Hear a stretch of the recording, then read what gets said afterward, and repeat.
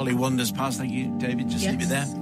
What have we swiped from there today, Susie? I've swiped a nice bottle of Monkey Shoulder, which is a blended whiskey, perfect for mixing, but I'll probably have it with some honey and lemon later on. What with everything, yes.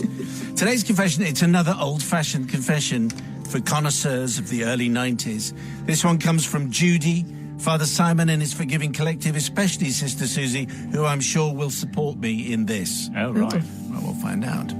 It has been some 30 years since the event in question took place, when I was at the time living with a policeman who had been there for a number of years. We were regular members of the local golf club and often played with another couple who, as it happened, were in the process of getting divorced. It was over a period of several months that a number of coincidences began to happen, and I had my suspicions that my partner, the policeman, at the time, seemed to be hanging around this divorcee lady on the golf course, known from here on after as the other woman. Okay. They were becoming just a little bit too friendly for my liking. For instance, his mobile phone bill had her phone number all over it like a rash. Oh dear. And when I questioned him about this, why he was contacting her every day when walking our dog, he made some weak excuse about golf and then promptly changed all future bills to be redirected to his works address. Guilty as charged, my lad. Mm-hmm. Even after doing so, I once opened his bill that was in his briefcase some months later to see that her phone number was still frequently on there. On another occasion, he'd left his phone at home after leaving for the golf club. He'd received a voicemail message from the other woman saying how much she had missed him whilst he'd been away, and she was going to go to the golf club to practice her swing that afternoon. Okay. Anyway, so I took his phone and I went immediately to the golf club to find them both having a Campari together on the terrace. Not a euphemism. I wasn't too polite when I saw them both, and I threw his phone at him to say that I could see the practicing was going well. They looked embarrassed, but they were both in denial and said that I was reading too much into things. Really, pal? And so it continued. Rumours and gossiping had started at the golf club about the amount of times they were seen together, but I could not prove my suspicions, and this just left me beginning to wonder if I'd made the whole thing up in my head. In the weeks that followed, we continued to play golf together, but still the coincidences were happening. And on this particular day, the golf club held a large men's and ladies competition. It's a large competition, not a competition for large men and ladies. With the majority of members playing at some point in the day. I was playing in the lady captain's team around midday, whilst my partner and his team were in the penultimate group, which was immediately followed by the other woman and her team at around 1:30. Because of the competition, the club was very busy with so many teams playing, starting early in the morning to get everyone in.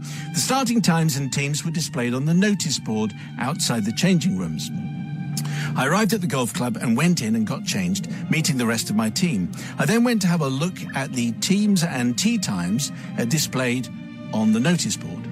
What I saw next was enough to upset me for the rest of the day, as pinned to the notice board on top of the tee times was a card which was addressed to me. Yes, me. Inside the card, the message was handwritten.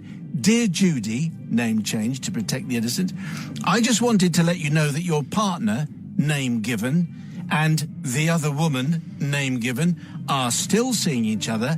I think it's only fair that you should know that they are both cavorting about in a most disreputable way. Wow. It was unsigned.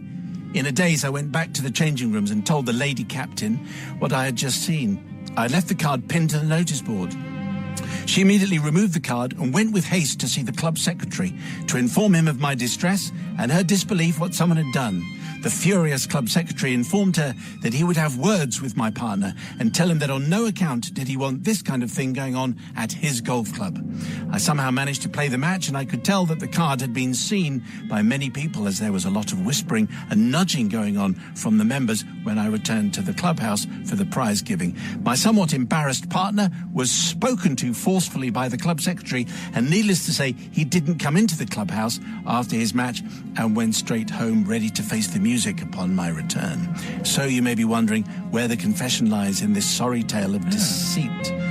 Well, the answer is, Father Simon, that the pinned card on the notice board was pinned there by me. And it was pinned there by me that day, and the only person who would have known it was me was the anonymous person who sent me the card to my home address a few days earlier. Ah. Oh. Could it have been the other woman hoping to split us up once and for all? Well, who knows? I have no regrets about what I did. Putting the card on display for all to see, and I know there would have been a lot of people who had a look, as it was on the board for at least half an hour. I certainly don't seek forgiveness for embarrassing my partner and the other woman, but I seek forgiveness from the lady captain and the club secretary for using them to get my own back on the way they both had treated me over the previous few months.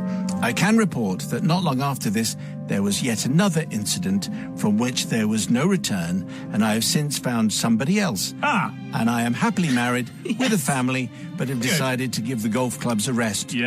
Just for now. I would too. So the card on the board was genuine, sent to Judy's house, but it was Judy who'd pinned the whole thing up. Which is basically the form of the basis of a confession. Oh, wow, that was a 180 degree. I've been practicing that as well. Oh, 10 points. I've got my own set. It's not working very well.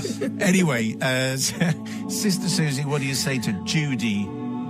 Well, Judy, I think you handled that rather well, really. I think your other half or your ex-other half sounds like a wrong-un, and definitely I think that was a great way to try and embarrass him. And you know what? It's International Women's Day. I would have forgiven you anyway, Judy, because I just think he sounds like an idiot. But especially on International Women's Day, I'm going to stick with you and think you're completely forgiven.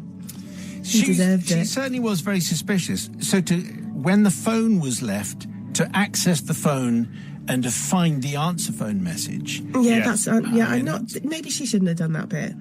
Anyway, let's just check in with the moral barometer of the nation. No problem with brother from another gutter. What a twist that was. Didn't see that one coming. I think you dodged a bullet there, Judy. As Suze points out, sounds like a wrong-un with his predilection for Campari. What's that about? Drinking on the terrace. Oh, dear, oh dear. A little bit too fabulous for my tastes. I'm going to forgive. I mean, what business is it of the golf club to enter into the different machinations of love? Ooh. If that's what we're going to do. It is getting very complicated, isn't it? And so I am going to forgive. Just, International Women's Day. There you go. That's right. Forgive him for that. And because he drank Campari. And Campari. Yes. It's also. the people.